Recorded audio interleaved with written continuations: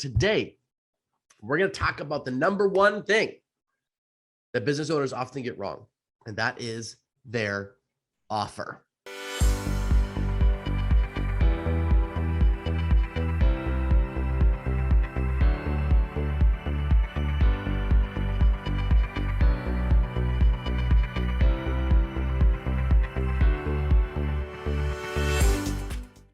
Ladies and gentlemen, welcome to episode number 4 of the Marketing Wizards Inner Circle. My name is Michael Bridgman, and you are here because you are a small business owner and you want to accomplish big things. I am super excited today, my friends, for this particular episode because we are going to dive into one of the critical elements of increasing the amount of moolah in your wallet. So if you're a person, if you are a business owner who would love to have more money rolling into your business every single day, then this episode, this next 20, 30 minutes or so, as we chat together, is going to be critical for your success. You're going to absolutely love it because today we're going to talk about the number one thing that business owners often get wrong, and that is their offer. That's what we're going to talk about today in the Marketing Wizards Inner Circle. All right. So when I say the word offer, most people assume that's just like, you know, if you sell, let's say furniture, you know, you're a big department store, you sell furniture, people come in, what do you sell? What are you offering? I'm offering furniture. Or I'm offering, you know, this is a tent sale. I'm in Canada right now, so the Brick has a big, huge tent sale on, and the Brick is a big furniture store, if anybody doesn't know. And they have, I don't know, it's like anywhere between 20 and 60% off in our huge tent sale. That's the word, that's the language they use. That's how the guy sounds, in fact. And what's hilarious is that they think that's the offer. Most business owners think that the offer is a sale. It's a promotion. It's a thing that they're selling to somebody. But the real trick of the matter is that's not really what an offer is. And this is where a lot of business owners run into a challenge. So today we're going to break down the means of creating a great offer into 5 specific chunks, 5 specific elements. Okay. So we're going to break down an offer into those 5 things. Now, in order to do this, you need, like, I would encourage you, get a piece of paper, grab a pen, and take some notes, okay?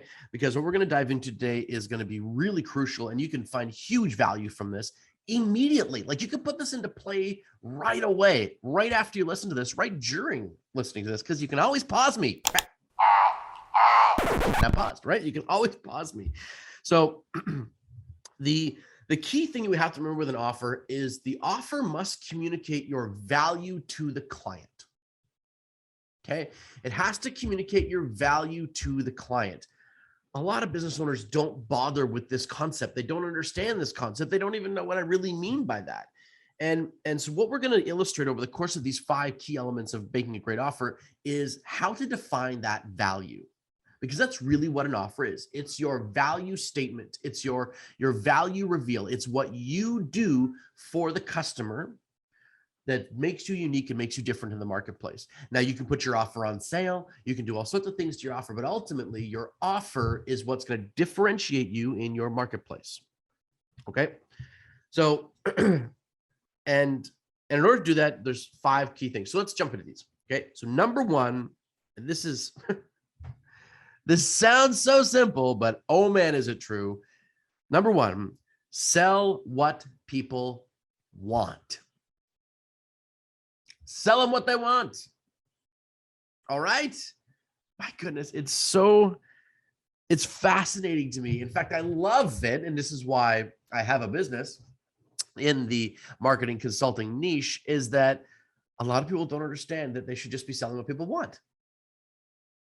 Instead of selling what you think they need, instead of selling a product that you've just come up with or an idea that you've got, why not sell people the stuff that they need? You know, I had the luxury to a certain degree of being, and my first successful company was in the pet food industry and the pet services industry. These are things that people wanted, they needed, right? And so they married those 2 things up. So when you're looking at your particular product portfolio, when you're looking what it is that you do and what you offer to a client, make sure it's something that they want, right? You could be selling shoes, for example, And you could be stocking all sorts of practical shoes, all sorts of shoes for hiking and shoes for walking and shoes for, specific challenges that people might have. These are all needs, okay? But the thing is people want, certain people at least, want their shoes to be fashionable. They want them to be gorgeous. This is why people can sell $5,000 pairs of shoes. The pair of shoes does the same thing that every other pair of shoes does, which is it protects the foot. That's all it does, right? But the fact is you can get away with selling shoes for $5,000 or $10,000. You can sell Louis Vuittons. Why? Because it's the value exchange that the client gets for buying that pair. Louis Vuitton knows what they're selling. They know what their client wants, which is to show off that red sole, right? All of the things that someone thinks about that woman when another person sees that red sole are what that client wants. That's what the buyer wants. So when you're looking at building on an offer, number one thing to know and number one thing to do, sell what people want. Sell what they want. You might be a coach in the personal development space. You're like, well, people need mindset coaching and they need daily habits and they need to, they need to rewire their wealth perspective, their wealth mindset, what they think is possible. Yeah, but that might not be what your ideal client wants.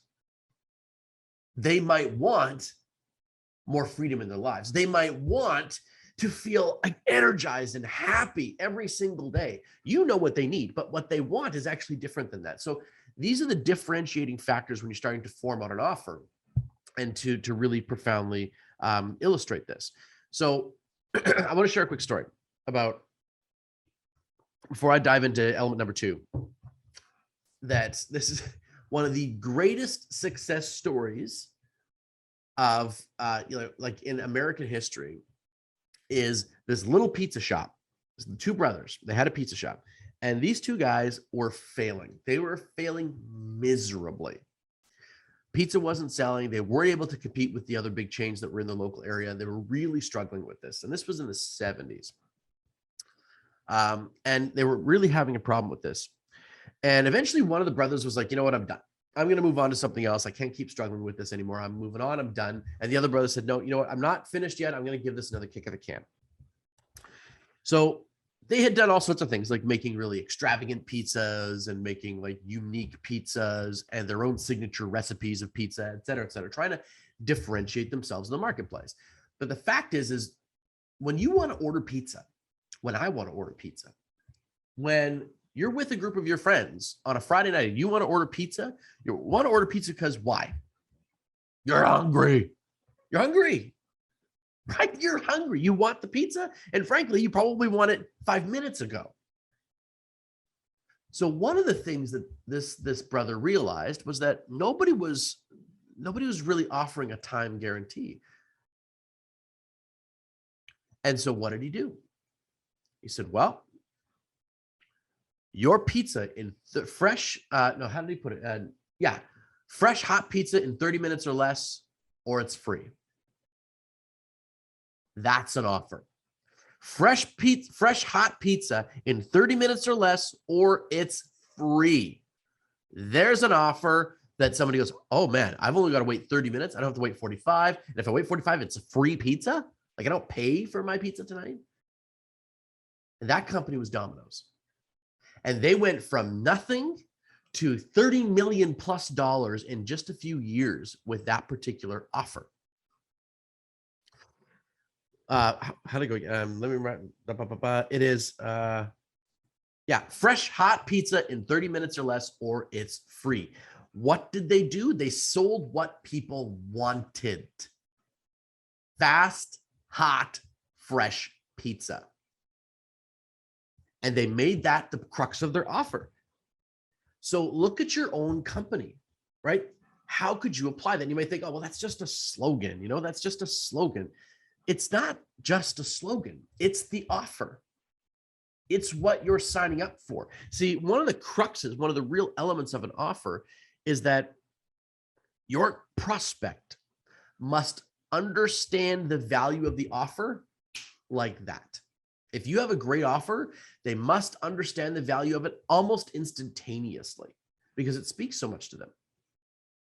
All right. Now, this is why, my friends, that I do the 8 key questions to knowing your ideal client.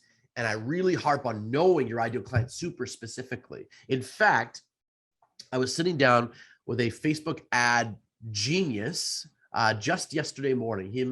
He's a good buddy of mine. He lives in Australia, but he happens to be in the Vancouver, Canada area for a couple months visiting his family. Him and I go way back, way back. Anyway, turns out he's a phenomenal genius Facebook ads guy. In fact, Facebook has wanted to hire him for years. And but he works for an agency out of Australia. And him and I were talking, and he said, it's not that you still can't do Facebook ads. It's not that you still can't do Instagram ads and get results. It's that if you're not speaking directly to your client avatar, if you're not speaking so specifically to that person, what they want and what their challenges really are that you solve, if you're not super tight and narrow on this niche, your ads won't work anymore. That's the problem. He says the generic ads that people would scroll by in their news feeds before, that they would just click on and it would work, those aren't working anymore. And that's why you see a dramatic difference in the results from Facebook ads. But the specific ones that are talking to a really specific element or pain point or challenge that someone is facing, those ads, he said, are still working, and they're working really, really well. They're still continuing to give value to the client, but that's because they've done the work to know exactly who they're selling to, who that prospect is, and building out their marketing assets, building out their branding, building out their messaging so it speaks specifically to them. Okay, so that was number 1, sell what people want. In other words, you got to get to know who they are so you can tell them what they want, right? Yes. Okay. Next step. Now, this is a bit of an exercise. I want you to build out 2 columns. Okay. Take a piece of paper and build out 2 columns. On the left side column are the features of your product or your service, features of it. On the right side, though, is where the magic happens. These are the benefits. Okay. These are the benefits. So we may say, your featured product or feature of Honey, your product. Here is your coffee. Thank you, hon. I just got a coffee delivered to me. You might say, love you. So features and benefits. So a feature, right, of my wife's Tiguan, who just pulled up here alongside my business, is that it has, it's big enough. It's a compact or a smaller SUV, but it's still big enough to have a 3rd row. That's a feature. And so a lot of companies sell their features. Oh, extra seats, 3rd row seats, right? Fuel efficient, it's a German car, but doesn't require premium fuel. These are all features of the vehicle. Okay. The fact is, clients don't buy based on features. They never do. A prospect will never jump up and down because of a feature. You might get the rare one that really geeks out on your product, and that happens. But for the most part, they geek or they get excited about the benefits of that feature. In other words, one of the main reasons we bought that SUV over a lot of the others that we test drove and looked at was because it was still small enough to get into our garage with the 2 cars. And it didn't feel like my wife was driving a big truck. She didn't want to feel that way. She wanted to be able to park. I mean, Vancouver's a busy city, right? Lots of traffic. So she wanted to feel nimble on the road. But it also had that 3rd row that we could flip up if we needed to. Big trunk space, big back space, or we could flip up a 3rd row. I'm harping about this because the benefits are extreme. She's like, I can take my son and his friends while our daughter's still in her car seat. I can take them somewhere for an outing because I've got extra seats. There's a place to put our like grandma.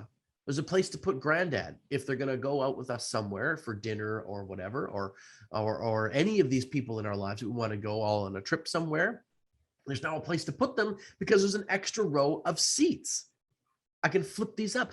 Think of the great trips we're going to have. Think of the cool things that we get to do because we all get to go together. Think of how nice it's going to be that, my nearly 70-year-old mom doesn't have to drive to meet us somewhere. We can pick her up and all of us could fit in what is a smaller SUV because of that 3rd row of seats and the cool things that we're going to do. These are benefits. These make me feel like I'm making a great choice. They're not features of the vehicle. So the exercise here is to list out a feature, third row seating, for example. But on the right side, start to bullet point all the different benefits of that feature. Start to bullet point all of those out. Benefit 1, benefit 2, benefit 3, benefit 4. And you should have a single feature and then a long list of benefits as to what that feature does for a client. Then start another feature.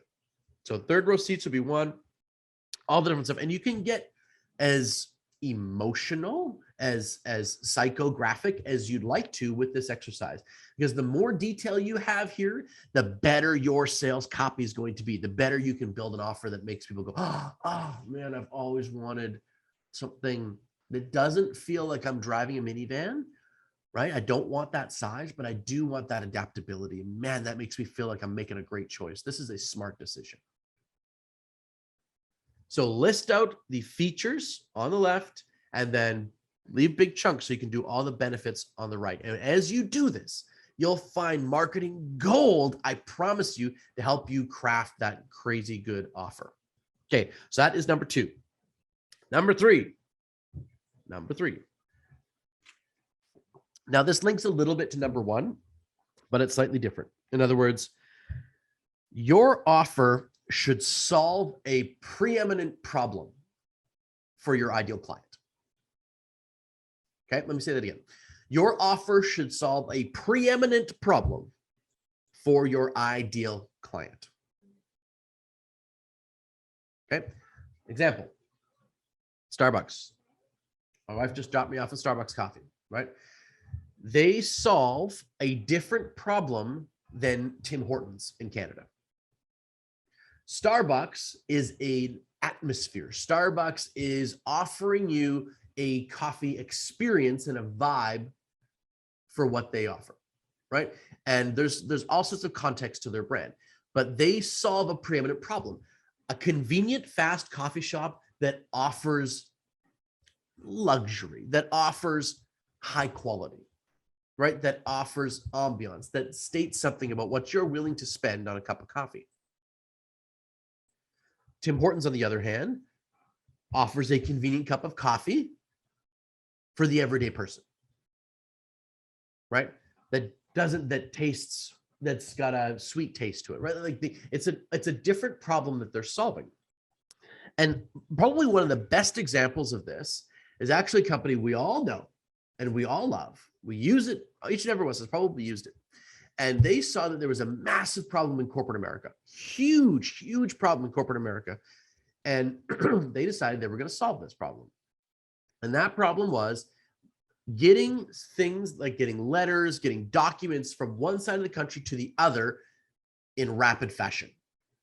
The US Postal Service was take 2, 3, 4 days to get a document from Los Angeles to New York City. And what came along was a company called FedEx. You know it. And FedEx said, right now, I'm going to take my notes here. Yeah, guaranteed overnight delivery. See how simple that is? You understand the value exchange so fast. That's their offer, though. A guaranteed overnight delivery. One night, we're going to have your documents there. Right? Think of what that solved in the 90s. A huge problem for people that needed immediate documentation from one place. The time is of the essence, and I have to wait 3 or 4 days for the Postal Service to get it there. Can I get it there overnight? I can fly there faster than this damn letter can get there. And in fact, people were doing that. I remember reading FedEx's story, and I can't remember the CEO's name, the founder of the company, because he was a college student at the time when he came up with the idea. And he said, it was amazing to me because I would read these stories or I hear these stories about people literally getting on a plane in LA or getting on a plane in New York and going, I'm going to fly my assistant to Los Angeles from our law office in New York City. I'm going to fly them there so that I can have the document signed and fly them back because it's faster than mailing the document.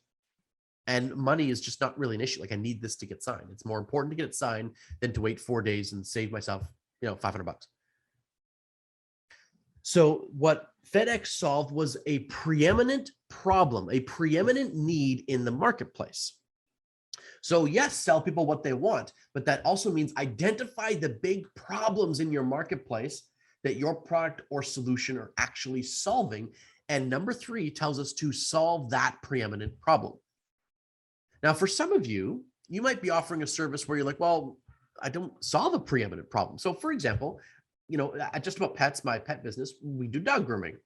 It's not a preeminent problem, right? Like people could go for a long period of time without having to get their dog groomed. It's not like this life or death situation.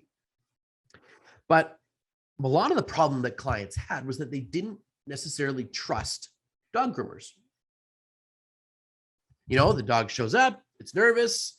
They take your dog, the person says, okay, see you later. They go behind a closed door, right? You don't see what's going on. And they go, and 2 hours later, 3 hours later, you come, or 5 hours later, you come, you pick up your dog. The dog's like, okay, I've been groomed. Right? That is a preeminent problem for those people that are getting that done. So our solution was to be fully transparent. And this is what PetSmart did too. We were on a similar wavelength in the sense that all of the front of their stores are grooming dog, and it's all glass. So you can see every step of the way. They removed the trust barrier. They made everything fully transparent. That's exactly what we did. Our grooming room surrounded by glass, right? So this is solving a preeminent problem. So your service, even if it doesn't obviously solve a preeminent problem, how can you frame it as an offer that does? Okay. Number 4 of creating a preeminent offer. And our 2 big corporate success stories illustrate this beautifully. Your offer should have a guarantee that keeps you up at night. As the business owner, your offer should have a guarantee, right, that keeps you terrified that you might not be able to deliver on the guarantee. Like a guarantee so big, all right, that it literally, it scares the pants off you. That's what you need in your offer to make it splash, to make it really prominent. Think about Domino's. Hot, fresh pizza in 30 minutes or less, or it's free. If that driver gets stuck in traffic and they're 32 minutes, the pizza's free. What a huge risk for Domino's to take, right? Like that's the size of the guarantee. FedEx, guaranteed overnight delivery. If they don't get that package there the next day, if somehow it gets lost, you pay nothing, right? So here's what happens when you do that is you make the decision to use your service, to use your product easy. It's a no-brainer. Or as I like to put it, it's an offer they cannot refuse, right? Oh, it's a terrible Marlon Brando, but you know what I'm talking about, right? Like it's an offer they can't refuse. They're solving my problems. They're talking about all the benefits that speak to me. This is a problem that I'm actually like, this is a really top of mind problem for me. And they're saying that if they don't deliver on what they promised, I get X, 30-day money back guarantee, 15-day money back guarantee, 60 days, whatever it is, lifetime warranty. A friend of mine is in the horse industry. He has a product for horse called paddock blade. And his guarantee is a lifetime guarantee, right? If this thing breaks, you bring it back to us, we will replace it for you. Huge guarantee. It's a big risk for the company, but it's because they know their product, they know how to do it, they know how to deliver, and that guarantee is what makes clients or prospects go, I can become a client. They're putting the responsibility on themselves. I can trust them. So when you're building out your offer, you should have a guarantee that makes you go, whoo, whoo, baby, we got to make sure this happens or else we don't get paid. Like you should have a guarantee that is that exciting for you because it's going to lead to a lot more business, and for the client because they go, oh my gosh, I can move forward with this company because if it doesn't work, then I'm getting my money back or they're doing this other thing for me, right? So think about guarantees. And in fact, a quick little story, pardon me. My friend was talking about, my friend from Australia, he was talking about they're working with a home renovations company, and they were talking about guarantees. And the way they reframed what they were offering to the marketplace was a guaranteed to be finished in 60 days or less. Now, for a lot of you, right, when you're thinking about building a home or a big, massive renovation, you know how long these things can go on. And so his guarantee was, we will build this, we will do XYZ in 60 days or less, guaranteed. Made a big difference in their marketing and made a lot of people go, okay, you know what? I've got this other company. They might even be less expensive, but I'm going to go with this other one that guarantees their work by a specific date. Big difference. Okay. So now recapping. Number one, sell what people want. Number two, build a features and benefits column chart. Okay. Number three, your offer should solve a preeminent problem that your ideal client faces. Number four, have a guarantee that rocks your client's world and keeps you up at night. All right. And number five, when you're adding the cherry on top of your offer, give them a bonus. Like great offers often give an extra gift. They give a bonus. They give a premium. They give an extra element. All right. But don't just add in extra stuff for the sake of having in a whole laundry list of extra shit that people don't actually want. You ever got to the end of one of those sales pages and you're looking, okay, yeah, this is a course I might be interested in. Course creators do this all the freaking time. There's a software product I might be interested in, or it's a coaching program. I get to the end and I'm like, oh, okay. And then they laundry list out. And as bonuses, you get 10 free ebooks on XYZ. You get this extra 92-hour course on, how to do this, that, and the other thing. We also are going to give you our, exclusive 90-day membership that gives you access to this other vault of material and courses. Plus, you get all of our standard operating procedures on these things. And you're looking at this list of stuff. And if you're like me, you go, oh my God. Okay, two things go through my head. Two things. One, if they can include all this stuff for their $497 course, is it any good at all? Like, is this just a whole pile of garbage? It's like, ta-da, here's my beautiful, beautiful piece of real estate. Do not look in the backyard because it's a mountain of garbage, but you get the backyard. Like, you know what I mean? Like, it's like, okay, is this just full of garbage? Like, how old are these courses? If you're looking at here's a Facebook ads course bonus done in 2018 even, it's not useful anymore. Everything's changed, right? So when you're putting in premiums, when you're putting in bonuses, when you're putting in those extra gifts to really help a client go, okay, you know what? These extra things are going to push me over the edge. Like they're the last thing to go, oh yeah, I need that. That would really work for me. If you could do that too, that would be great. Actually have them solve a real problem that your client faces. In fact, what I love to do is help them solve the next problem your client's going to face when they buy what you're offering. So in other words, last night, putting together an offer for a client, and we're doing some social media work for him with my agency, and we're helping him grow his reach, and we're going to focus on YouTube content. And one of the things I put together was an offer that had us doing a lot of the editing work. So my team, we can take on the media assets and we can edit them. We can make them look great, et cetera, et cetera, et cetera. And so there's a monthly fee for this, but as the bonus, as the gift, I said, well, but here we go. As a gift, if you sign on for this particular period of time, I think it was a 6-month offer. If you sign on with us for this, here's what I'm going to give you. I will set up your YouTube channel for you. Because this is his next problem, right? He's going, okay, I'd love to get these guys to do my YouTube channel and optimize all of the content on the YouTube, all the writing, so that it's search engine optimized and it's keyword specific. It's great. They're going to edit it. They're going to post them rhythmically every Tuesday, Wednesday, Friday, whatever it is. We decide on a schedule. They're going to do these things for me, but I don't actually have a YouTube channel right now. This is a great idea, but I don't have a YouTube channel. Don't have the logo. Don't have the logo animation. Don't have the banner at the top, right? I don't have these things. That's what he's thinking. He's like, I'd love to get the service, but I'm not there yet. So I said simply, we'll do those things for you.